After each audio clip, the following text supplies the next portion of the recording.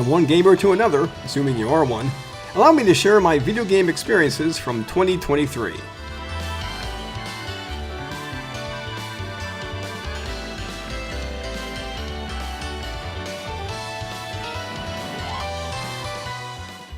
I hadn't been keeping track the whole time, but according to my PS4, a game I played in January was Resident Evil 0.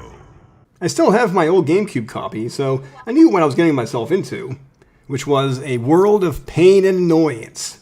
So why did I get it? It was on sale for $5, and I figured, what the hell, I'll get the trophies for it. I'm a bit of a trophy whore that way.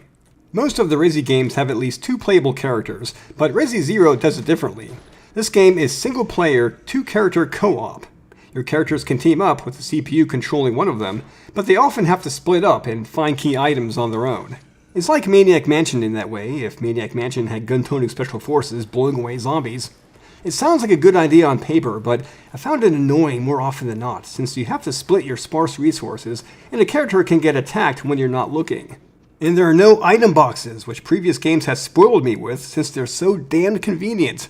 When the game was first released in the mid-2000s, I read that the story was meant to reveal the shocking origins of the Umbrella Corporation. And it turned out to be no big deal. Seriously, you can skip this chapter of the Resi saga and not miss anything. It doesn't even lead very well into the original Resi remake, since Rebecca seems to go from toughened up to instantly insecure. At least I got those trophies.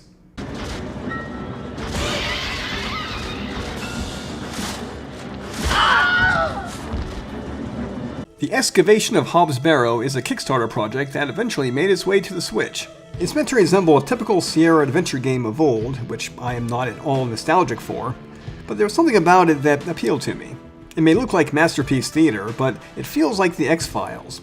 You play as Thomasina, who's been invited to a small village to dig up a barrow in search of relics. She's greeted warmly enough by most of the residents, but they don't want to talk about the barrow, so it's up to her to break through the local taboo, first by locating the damn thing. The puzzles are very easy at first, but get damn tricky in the final third. The story is suitably creepy, though a few plot elements don't make total sense to me. And the audio quality and voice acting are quite good. Check out the game's trailer and see if it's right for you. And I've waited long enough, so give us a kiss now, won't ya?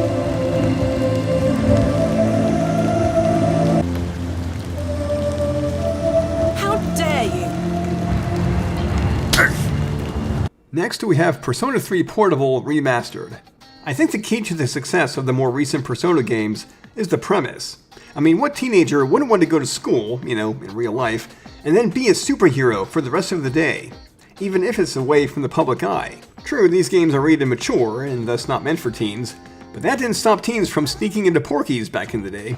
I had already played Persona 4 Golden on Vita, so when the 2 remasters came to consoles, I went for Persona 3. Or P3P, as some maniacs call it.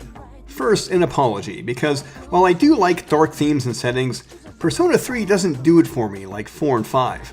Maybe it's the wildly out-of-place music, or the out-of-left-field android, but it's my least favorite of the Holy Trinity, so to speak. It also doesn't help that the remaster is of the portable version, rather than the PS2 game I played years ago.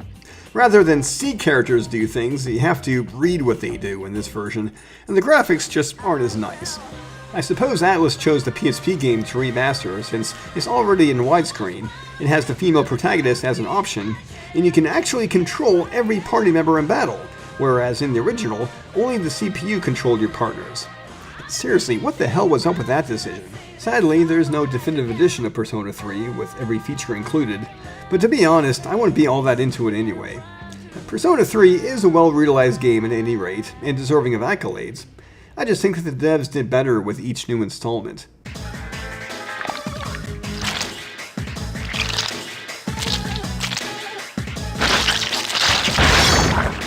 Going from one spooky game to another, we have Fatal Frame: Mask of the Lunar Eclipse. I've always respected the Fatal Frame series for its atmosphere and gameplay, but I've never been in love with it. Ghosts, even those who can harm you, have only so much appeal for me. Still, I heard good things about this entry, which was a Wii title exclusive to Japan until this remaster came along. Overall, I think it's okay. It was criticized for how slow-moving it was, but I didn't mind that since it allowed me to soak up the atmosphere. I also appreciated the chance to play as people who didn't have military or police training. Naturally, this wouldn't be a Max Payne type action game. I like the concept of exploring an abandoned hotel/med clinic, but the gameplay of Fatal Frame Maiden of Blackwater was more fun. There, the ghosts had more variety, and you could power up your attacks by capturing roaming sparks in your photos. Anyway, Mask of the Lunar Eclipse may be a remaster, but it looks like only the character models got the HD treatment, as environmental textures are as blocky as hell. They certainly don't hold up to close scrutiny, but at least it's dark all around and you're usually zipping on through areas too much to notice. My recommendation is lukewarm for this one, but I do hope to see a new installment someday soon. One that doesn't rely so much on letters and journals everywhere to tell the story.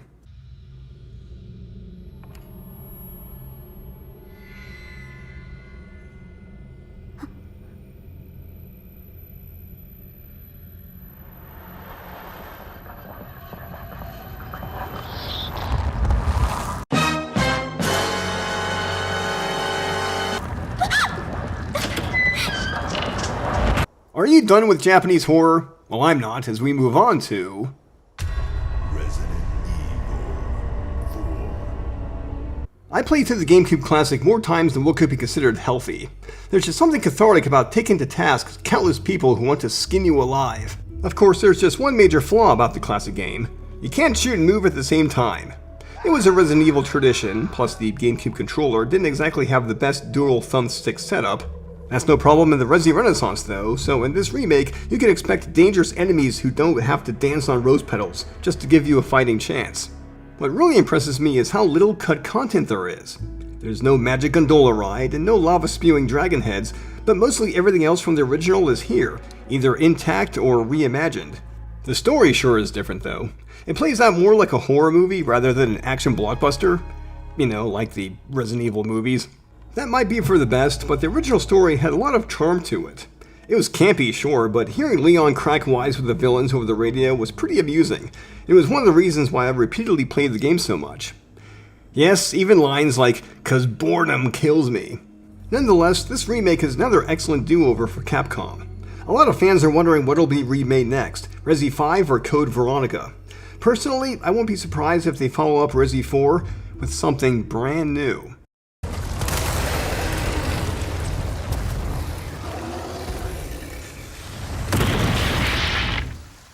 Our next game may not seem horrifying on the surface, but it is Danganronpa 2 we're talking about. I never played the first game, but the sequel was more appealing, so I went with that.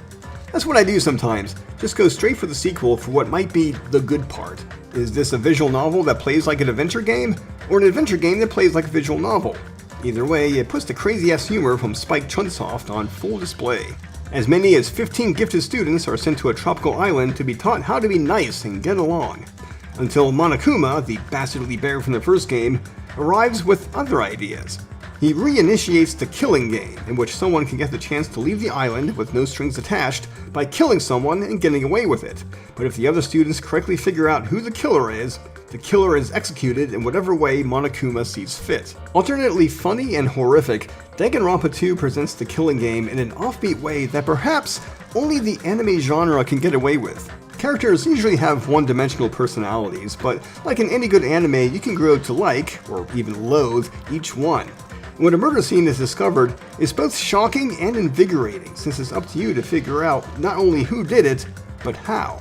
Murder scenes are simple at first, but they soon grow complex, to the point of being contrived and unrealistic. Still, it's actually fun to put the pieces together to solve the mystery, and that's all that matters. Sadly, as much as I love a good detective story, I am terrible at coming up with solutions, even when obvious clues are shoved right into my face.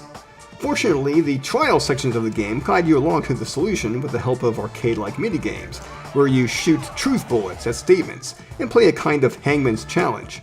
Like any good visual novel, Danganronpa 2 is long.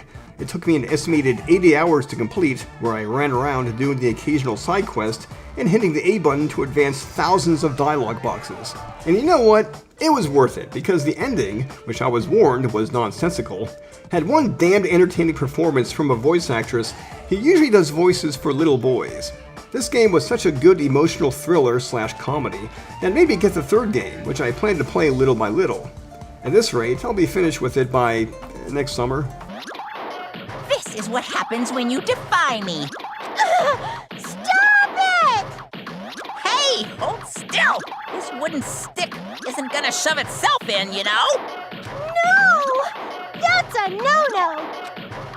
While I was planning to move to a new place, I relieved the stress of it by putting on... Fire Emblem? Engage. I'm sure no one has ever made that joke before. Engage. Shut up. For some time, the Fire Emblem series was partly about... waifus. Sort of. You simply pair up a guy and a girl, and they turn into a powerful waifu couple. I've heard the opinion that waifu shipping in Fire Emblem is the worst thing since bottled bathwater sold at a premium. But I found it to be a good motivation to fully explore a game. And I know I'm not the only one out there who thinks that. But Fire Emblem Engage bucks that trend to be a more traditional entry, where you pick up new characters on your travels without a hint of blooming romance. There is, of course, one brand new mechanic in the form of emblem rings. Your field units wear an emblem ring to summon a character from a classic Fire Emblem game and merge with them to gain boosted stats and new powers. It sounds like sex, but it's not because there's no nudity involved. One of the game's biggest strengths is the level design, which requires strategic thinking. You may need to hide behind something to avoid a magic laser or open a door at the right time to ambush the enemy. Sadly, I think the story could have been better. It's pretty basic, with you traveling from one nation to another, recruiting allies. In the final third, my interest picked up, but it wasn't enough to blow me away. I don't know, maybe my standards are too high. I confess, I was one of the many people who assumed while watching the reveal trailer that this would be another mobile game. There was just something about the color scheme, especially the main character's hairdo, that cried out, mobile game. But it is a full-fledged console game, and while I recommend Three Houses more, the latest entry is decent in its own right. And that's all I have to say about Fire Emblem... Engage. Moving on to something a little different, we have Divinity Original Sin II. I've been trying to get more into CRPGs since finishing the first Divinity Original Sin. I got things like Pillars of Eternity, the Baldur's Gate Collection, and Pathfinder Wrath of the Righteous, a mature-rated game that came with stickers. I suppose this is the part where I say that this is the greatest game ever! But it's okay. Dragon Age Origins was a big advancement for CRPGs, but DOS 2 doesn't do too bad a job of it. This is a game that's all about physics. You can set things on fire, get them wet, freeze them, and teleport them, and enemies, into death traps. And damn, those enemies sure like to set battlefields on fire. Did Beavis make this game? I thought playing the first game would leave me prepared for the sequel, yet I struggled with some parts. I kept my armor updated and shopped around for new abilities, but near the end of the game I felt that my party wasn't as strong as it could be. It could be because JRPGs have spoiled me, allowing me to punch through foes with brute force, whereas DOS 2 encourages players to think outside the box. There's also everyone's favorite frustration, armor. Your characters and most opponents have gauges for physical and magical armor. A sword, axe, etc. can whittle down physical armor, while spells can only touch magical armor. I had only one magician, and she couldn't rely on the others to help her with damage dealing. I could have had a whole physical team with some spellcraft, but then I'd have to split their attribute points between strength, constitution, and magic, which doesn't always work out in this type of game. And then there's the final battle. Damn, was that rough. The only way I could win was by using an exploit.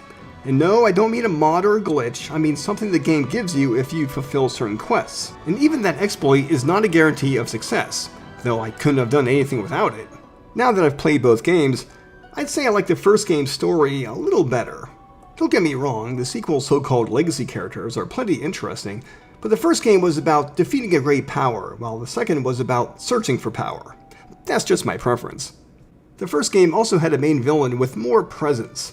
She would show up, talk some smack, then leave you to fight some abomination she conjured up. Good stuff. Of course, the sequel has some good conundrums.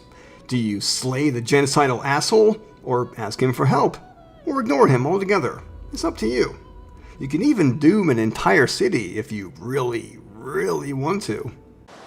Much magic?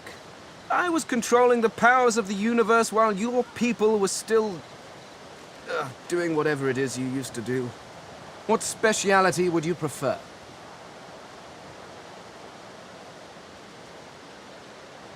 Oh, you've asked the wizard if he would please join your party as a wizard. And here I was, worried that your people might not be the sharpest tools in the crate. Throughout the winter and spring, I played some classic Super Mario games. These games were simple fun for me in my youth, and they let me do things I could never do in real life. I can leap over bottomless pits, bash my head on floating blocks, and become a furry without drawing any weird stares. Or getting hit on. The NES games are fine, but I'm a bit of a graphic snob, so I prefer the 16-bit titles. The simple gameplay, the jolly music, the main character who reminds you of that drunken uncle who told you fantastic stories every Thanksgiving, it's all great stuff. I especially liked revisiting 6 Golden Coins, which is very easy but a charming time waster nonetheless. These are some of the games that shaped me, and I think I turned out alright. I'm living the dream in Las Vegas, and I'm a published indie author. I mean, I could be worse. I could be living in my parents' basement, pissing in mason jars and jerking off to responses to my blog. You know, like QAnon. Speaking of Mario games, I finally finished Bowser's Fury, the complimentary game that came with Super Mario 3D Worlds for the Switch. My interest wasn't that high in the first place, but when I discovered that a hard rock song from Bowser's Fury was featured in the Mario movie, that got me motivated.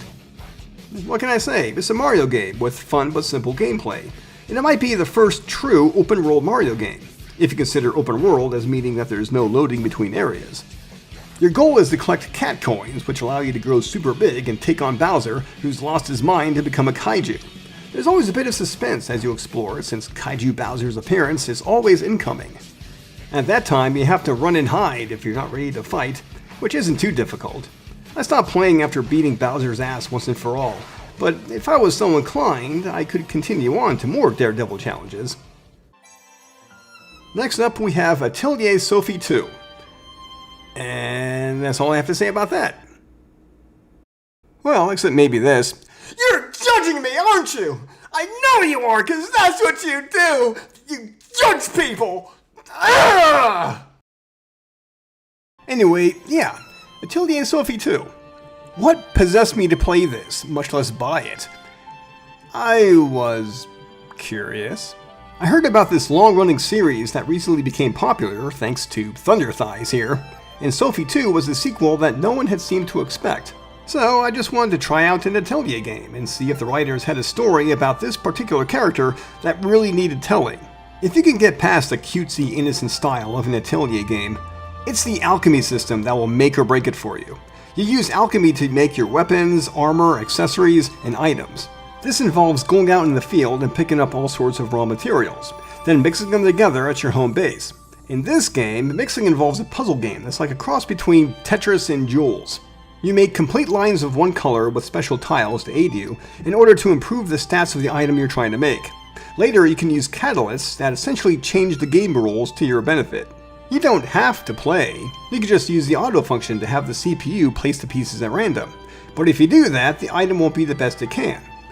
I'm a little sorry to say that I've whiled away many hours on this minigame so I could get the best stuff. The story is about Sophie coming in fresh from the first game to get sucked into a dream world where everyone is happy, but there's an underlying threat to the world itself. What really tickled my funny bone was this character named Plakta, who is a soul inside of a doll, and she just walks everywhere in lingerie. Like you do in anime. She eventually becomes the mayor of a town, and I can imagine her saying, "For my first proclamation, I hereby declare that every Friday is wear your lingerie to work day." Or, as I like to call it, me laughing at all you skanky hoes, 'cause I make this shit look good. Crassness aside, the story is sort of like a Disney animated movie, but with less realism. As if the lingerie didn't clue you in. The women are either nice or kooky, and the men are completely non-threatening. You'd think this was a children's storybook if it wasn't for the teen rating. And now that I've played this, I think I'm good. Yeah. I don't need to play any more Atelier games. Sorry, Thunder Thighs, but I won't be picking you up anytime soon. As for Atelier Sophie 2, the best thing I can say about it is that it wasn't nearly as cringy as Leafy pretending he's a man. At around this time, I got in Final Fantasy Theatrhythm Final Bar Line. I have a copy of the original, and I surprised myself by bringing it out every now and then just to jam to those tunes. The only problem was that it only had a handful of songs. I was on the fence about getting Curtain Call, but I never got it. Good thing too, because Final Bar Line is so much better. We're talking 15 or so songs from every Final Fantasy entry, plus other Square Enix titles. You can use any of the face and shoulder buttons for the prompts, and the game is as easy or difficult as you want it to be.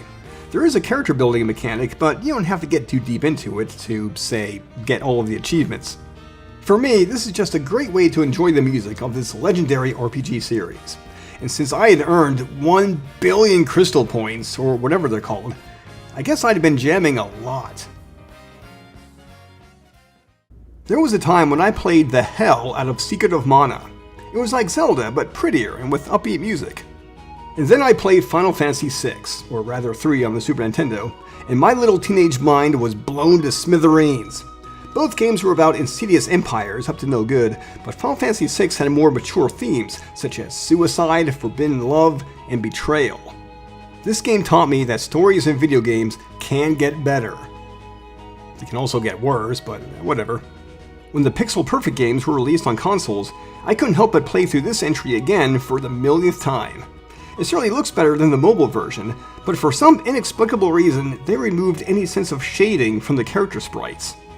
While this game may be pixel perfect, the pixels are rather large. I remember a mountain level not looking as good as it did on SNES. It could be because my memories are from a CRT television, or maybe it's because those pixels really are as big as Donald Trump's ego. The story is as good as ever, but that doesn't mean there aren't some odd moments, especially ones that didn't strike me as odd when I was a teen. For instance, there's the scene where Terra is on a ship with General Leo, and she just blurts out, "What is love? Baby, don't hurt me anymore." And I was like, holy hell, if he was so inclined, Leo could try to take advantage of Terra in this moment of vulnerability. And then there's this question Celeste asks Locke: is it a legit query? Or is she just being insensitive? Anyway, Final Fantasy VI is one of the best JRPGs of its generation, and thanks to level boosting, I was able to relive it in record time. Speaking of Final Fantasy, I had posted this picture of the Las Vegas monorail on Twitter, where it absolutely blew up, getting 250,000 views and over 4,200 likes. The Final Fantasy XIV Fan Fest was coming up in a week, and ticket holders were clearly very stoked. I doubt I'll ever get this kind of attention again on social media, so it was cool while it lasted. I was about to start a game from 2022, but I instead decided to bring up Bayonetta. Yeah, scandal about the voice actress. Remember what I said about me and sequels? Yeah, the first game has also been rotting away in my Switch storage. I wanted to put at least one Bayonetta game under my belt, and it was the saucy sequel that Nintendo of all companies had gone and published. So I wanted to see how naughty Nintendo can get. So now is it? It's okay, but it's not my cup of tea. The story is, well, it's a parody, isn't it? It's satirizing similar games that present silly concepts as serious business. It starts off goofy, and whenever things start to get serious, they soon get goofy again. Like maybe there are some cartoon antics or some upbeat music starts playing. It's all in good fun, I know, but I can't really get into it. I'd rather have a serious story that's intentionally ironic than a parody that's sometimes serious. It's just the way I'm hardwired, I guess. Huh? What's that you say? No one plays Bayonetta for the story? You damn straight. So how is that gameplay? It's insane. First, it's commendable that combos are very easy to put together. Most any combination you can think of, the game will recognize. Second, I'm not really all that good at it. I imagine I would have very little chance on hard mode, especially against that end boss. And as you're seeing here, battles are nothing less than visual spectacles. One moment you could be shooting guns from your heels, and in the next you're fighting a huge serpent in the sky. So these games are good for that much at least. Oh, and pillows. Still, I think I'd rather play Ninja Gaiden Sigma for the millionth time, rather than boot this up again. That game from 2022 I mentioned is Xenoblade Chronicles 3. Is this a game about young people saving the world? You bet your ass it is. And they are guilty of getting a disco song stuck in my head. Damn them. But you know, if this game was anything like Xenoblade 2, with its gacha system, irritating roadblocks, and, well, waifus, I might have given this follow-up a skip. Fortunately, it looks like Monolith Soft listened to critics and dialed back the unpopular things from Xenoblade 2. Gone are the battle companions that you get at random, and the enormous skill trees that ask you to bend over backwards to fill them in. Speaking of enormous, I played through Xenoblade 1 and 2, yet even I was amazed at how huge the regions are in Xenoblade 3. Seriously, I would at times believe I had seen everything in a region, only to discover even more to it. The story is, well, I mean this in the best way possible. It's an anime AF power fantasy that's not above getting preachy. It's meant for young people, not for me, but I'm still impressed at the dark angle they took, setting the story in a war that teenagers fight and die in over and over again. I did have some of the story spoiled for me beforehand. Thank you for that, YouTube. No, really, I mean it. But fortunately, I was in the dark just enough to be surprised by a few things. The battle system is similar to Xenoblade 2, with abilities assigned to the face buttons, but also to the crosspad this time. You can also fuse to abilities, which often made me wait to press a button until I could fuse. There's also the Ouroboros system, which is basically God mode for a limited time. And let's not forget battle chains, in which you can land hits with impunity. They existed in previous games, but here they're easy to figure out, and you can handily deal big damage. But it seems like the game follows the Pokemon rules of combat.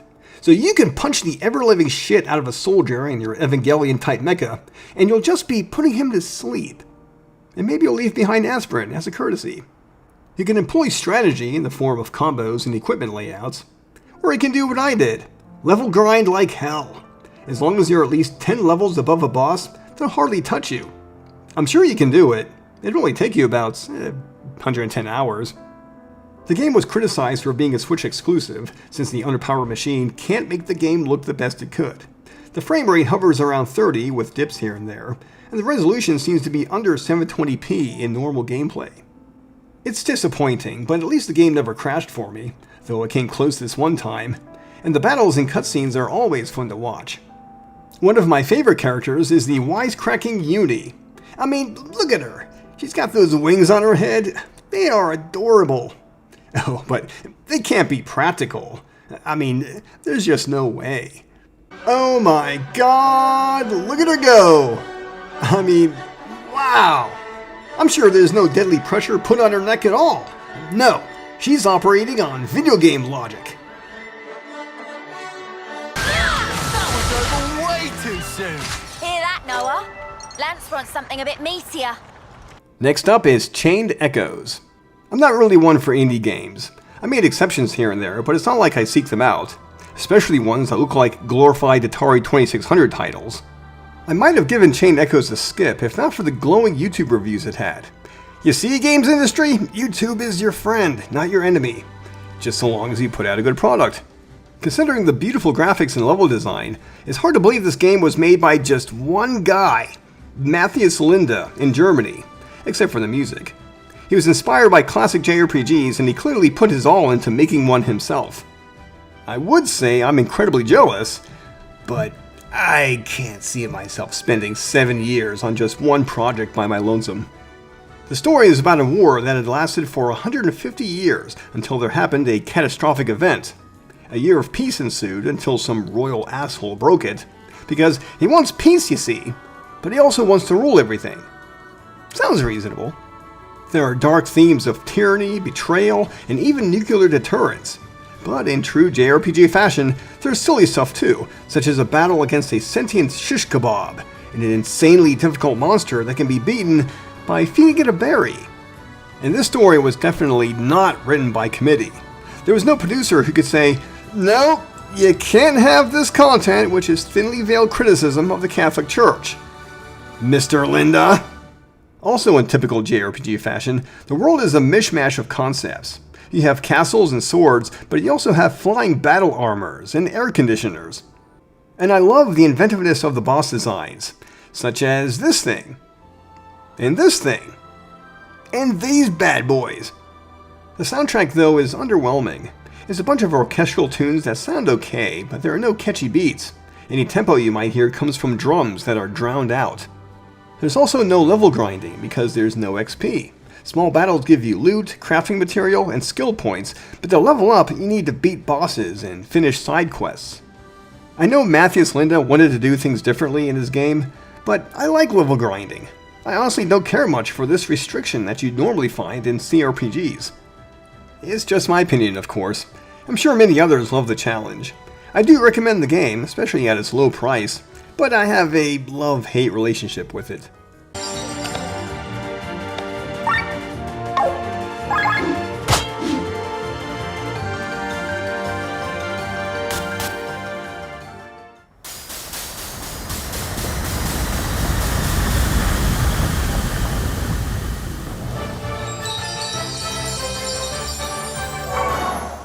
Sick and tired of Xenoblade?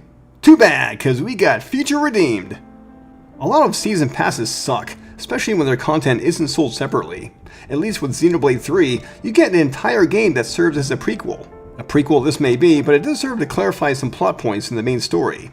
So yes, this is a case of DLC being necessary to complete an otherwise full story.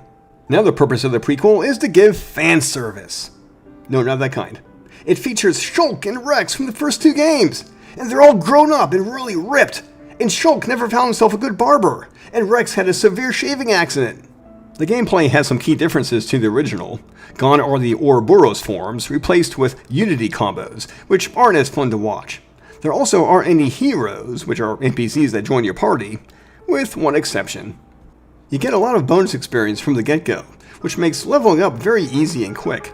That's because this is a relatively short game, which took me under 30 hours. Yes, that's considered short. Instead of several enormous regions separated by loading screens, there's only one, which is just as meticulously well-rendered as the main game, and chock full of collectibles and optional bosses. As a final note, I finished the game while pretty damn drunk, so that was an experience. There we go. What'd I tell you? One of us should have watched them. You also told me you wanted us to secure as much food as possible. So, ideas? And now for something completely different, as we head into the Cosmic Wheel Ya Sisterhood. I got this shortly after seeing it on the bestsellers list on the Switch store. You know that game where you're a barista and you make coffee and cream art to help perk up your customers? Sisterhood is like that, but with black magic. You play as Fortuna, who's been sentenced by her coven to be imprisoned on an asteroid for 1,000 years. Bored out of her mind, Fortuna summons a behemoth, who looks like something out of Hindu scripture. She asks the behemoth to grant her the power to make her own deck of divination cards, which the game is centered around. You create divination cards by choosing the background and objects, then putting them together. But the art isn't important, it's the elemental points, or in gamer language, skill points.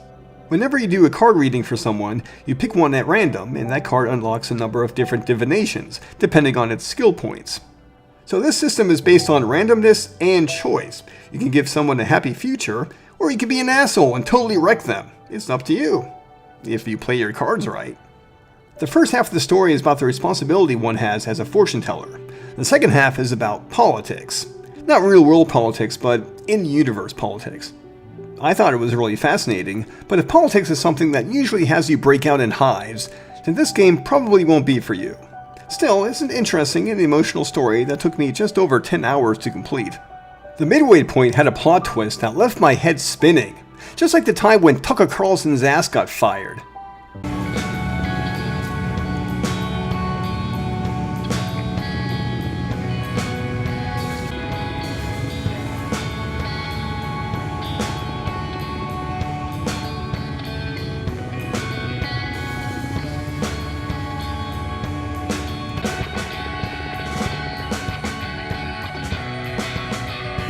The Halloween season has been coming every September for the past few years now, so I started up Fatal Frame 3, The Tormented.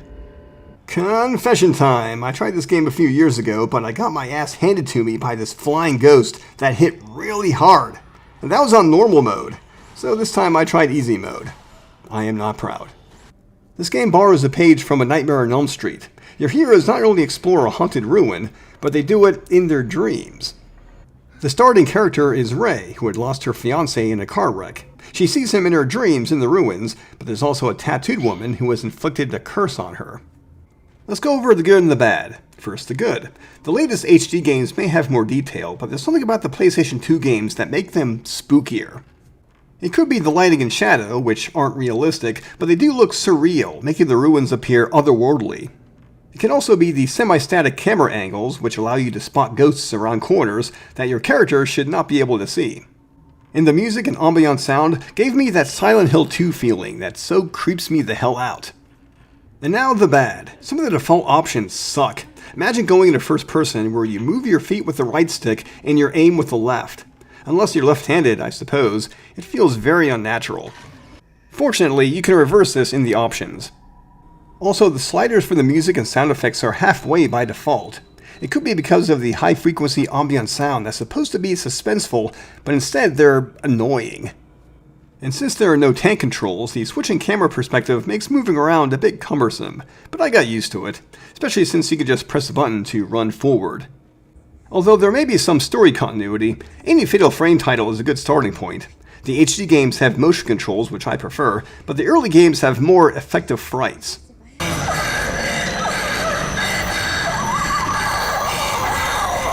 Let me sleep forever.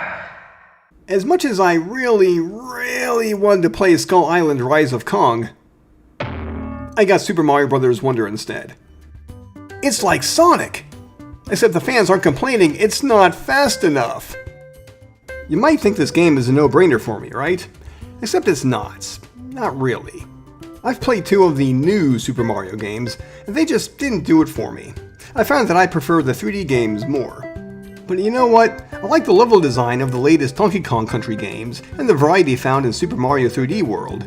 Put those 2 things together, and you have Super Mario Bros. Wonder, like a match made in heaven. There are several new gimmicks in this installment, the main one being Wonder Flowers. Picking one up changes the dynamic of the level you're in. There could suddenly be a crawling pipe, an upside-down lake, or a row of charging bulls suddenly plowing their way through. Survive the new changes and you'll find a Wonder Seed. Get enough of them to unlock mandatory stages. This quirky concept breathes new life into the age-old Super Mario formula. You can also buy or earn badges that give you new abilities. There are numerous challenges to undertake in this game, but it feels like a waste since Nintendo still, to this day, does not have an achievement system. I'm a trophy whore, yes, but I once saw a poll where the vast majority wanted Nintendo to introduce an achievement system. It's ridiculous that they haven't already. Is the Switch's very limited storage to blame? Anyway, something else that separates Wonder from its peers is facial expressions. It's about damn time, right? We've had decades of platformers like Earthworm Jim and Rayman Origins that had expressive heroes during normal gameplay, while the Super Mario games mostly offered stony expressions. Not so in Wonder, as our heroes' unadulterated joy and pain is occasionally written all over their faces. It may seem like a small, unnecessary thing to some, but I appreciate it. It helps me to connect to the plumbers, princesses, mushrooms, cuddly dinosaurs, whatever the hell this thing is. There are also talking flowers, which sound like a very high Rhine Seacrest. What a beautiful day! Love a good breeze. Wonder if you can get over there. This place is intense. Sometimes they comment on my foul deeds, which scares the bloody piss out of me. That Goomba looks so surreal. Well then. Speaking of foul deeds, Mario has always seemed like a bully to enemies before, and in this game, he's more of a bully than ever. These piranha plants just want to sing. And here I am, lighting their asses on fire. That's terrible. And I love it. And look at these Koopas doing a roller derby. They're not hurting anyone, they just want to have fun. And here I am, shitting on their parade. Overall, Super Mario Bros. Wonder has definitely won me over. But besides the lack of achievements, there is one other thing holding this game back. There's no Bowsette! Seriously, what the fuck? You get nothing! You lose! Good day, sir! It's silly, it's political, it's larger than life, and absolutely unbelievable. No, I'm not talking about the Trump prophecy. I'm talking about Metal Gear Solid 3 Snake Eater. I swear this is not a porno game! I used to think the Metal Gear Solid series was so cool. but nowadays I look back on it with less fondness. It could be because of the political climate of the past few years, where fiction, aka bullshit, has had a real impact. The Metal Gear games are obviously fiction, of course, but its paranoia about government secrecy just doesn't seem as fun anymore. It's not the game's fault, the writers just wanted to spin a good yarn, but still. I decided to just get the third game in the Master Collection, since I couldn't help but replay what's undoubtedly the best title in the bunch. In this game, you play as everyone's favorite soldier spy, Naked Snake. Your objective isn't necessarily to kill every enemy in sight, but to get past them while avoiding detection. It's trickier than it sounds, but the game includes the right tools for the job to let you do so. In the orbiting areas, it's easy to just bull over bad guys, but in the later levels, enemies hang close together, so they'll call for reinforcements who can quickly overwhelm you. The story is some of the craziest shit you'll ever witness outside of Arnold Schwarzenegger movies. It's like realistic anime, and it's so well put together that it just might have you believe that a bandana can give infinite ammo. The plot is all in good fun, but there's still some things that bugged me, such as a Moonraker outfit that's supposedly a sneaking suit, a 1970s style radio that still works after getting drenched, and that same radio not taken away from Snake after he gets thrown in jail. And check out this scene where Snake seems pretty badass as he carelessly strips off his equipment, only to then look as if he's at a tennis match. Seriously, what are you doing? The cutscenes, as long as they are fun to watch thanks to big action and smart writing. Come to think of it, the Metal Gear Solid games probably had an impact on my own writing, since I'm always trying to think of scenes with engaging dialogue and events. As for the gameplay, I was afraid I'd lost my touch since it's been a while, but I got the hang of it in no time. It's pretty fun to tranquilize enemies, take down bosses, and abuse rocket scientists so they cower in fear. Come on, I know you do it too. The graphics are dated, but this game is best played in high definition. It was a pretty ambitious game on PlayStation 2, so its frame rate suffered, especially when you switched to the over-the-shoulder camera. The low resolution also didn't help when you needed to spot things from afar, such as a sniper or an RPG launcher, but in high res, that's not a problem. The ending is as thrilling and emotional as ever, but just like the time when I beat this on PS3, the old magic was gone. It's like hearing that Darth Vader was Luke's father for the millionth time. Oh, spoiler alert. It's too bad, but at least a new generation can live through the Metal Gear saga for the first time, just like I did. I just hope they don't take to 4chan with everything they've seen and heard. Finally, here's a warning for all the trophy hunters out there. Some trophies did not pop for me, and I'm not sure why. At first I thought that activation would become disabled in a long play session, but I still wasn't able to get some of the ending trophies after resending the game.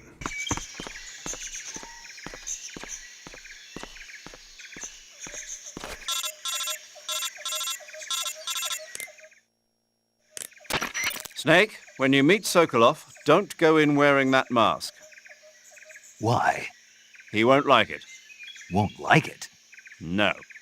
Why not? Just trust me, he won't. Yeah. Next up is Star Ocean, the second story. Arrgh.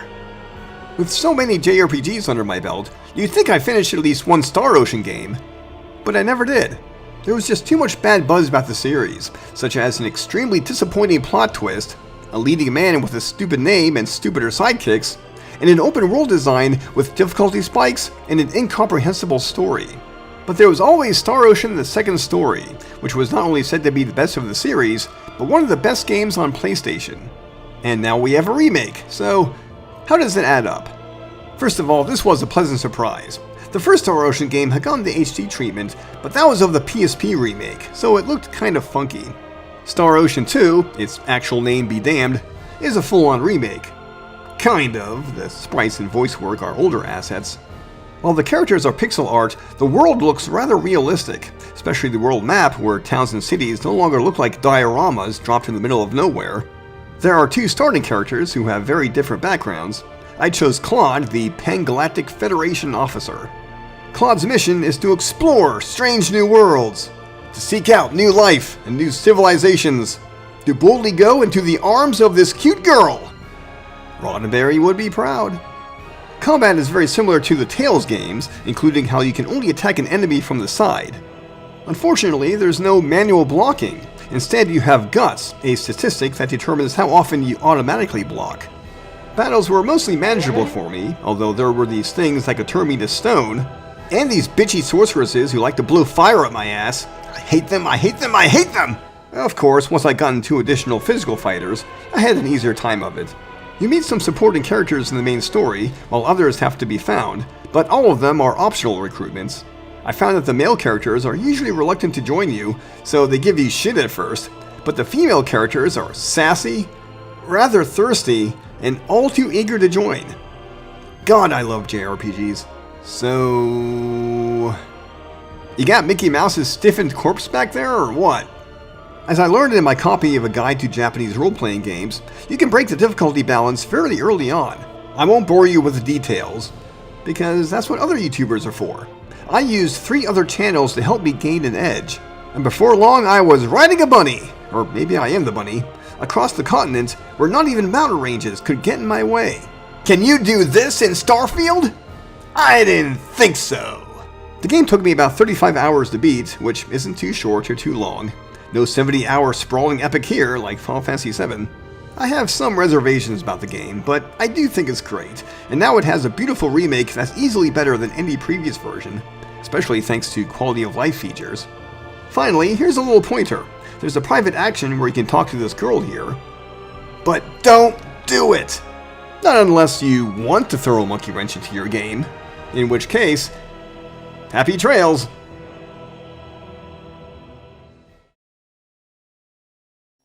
What?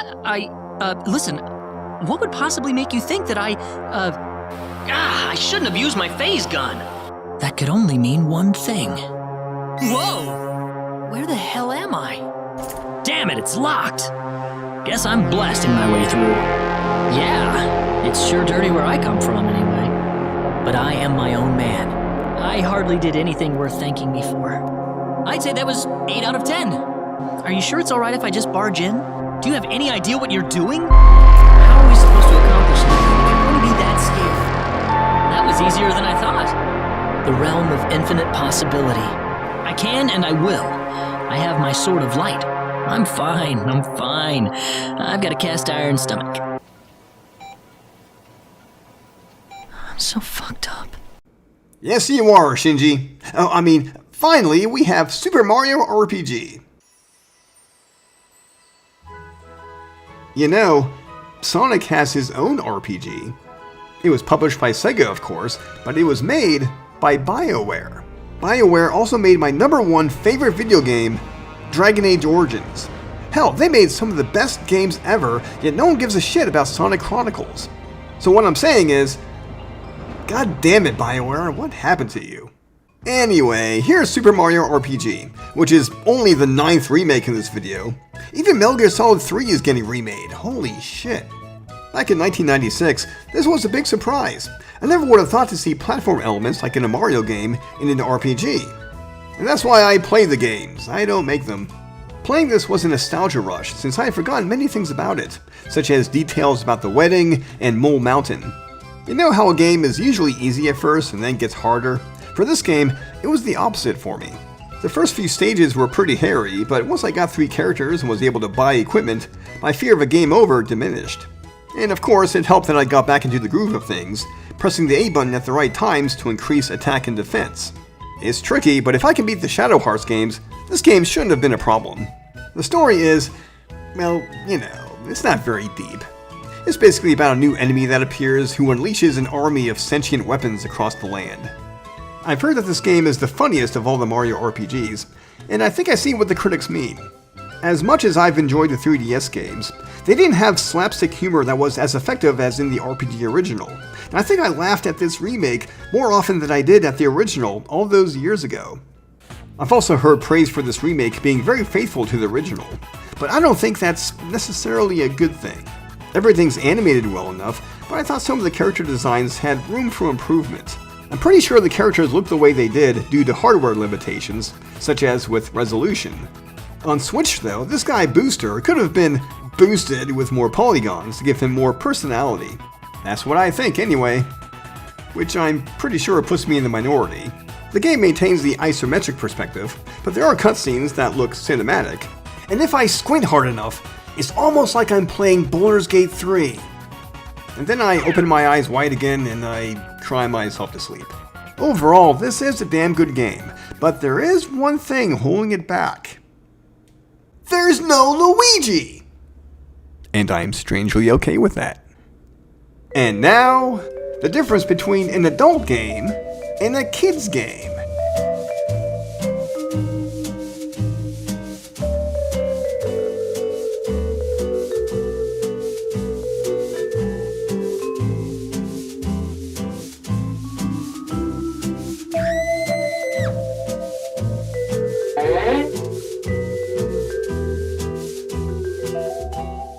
And that's all I have for you. I hope you liked watching as much as I liked making this video. Perhaps I'll make a video for next year, especially if this one sees a lot of support.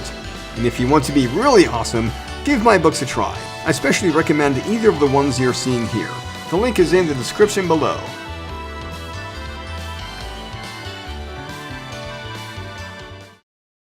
This video is sponsored by a shitty mobile game. It's called Skip Ad, where you do what you always do. Hit the skip ad button as quickly as your twitching finger allows. It's the game everyone is playing, and what everyone wants to play. And it's free, until you have to pay for new commercials. Levels. This game will become an esport one day, I swear to God! Skip Ad! It's like you've been training your whole life for it.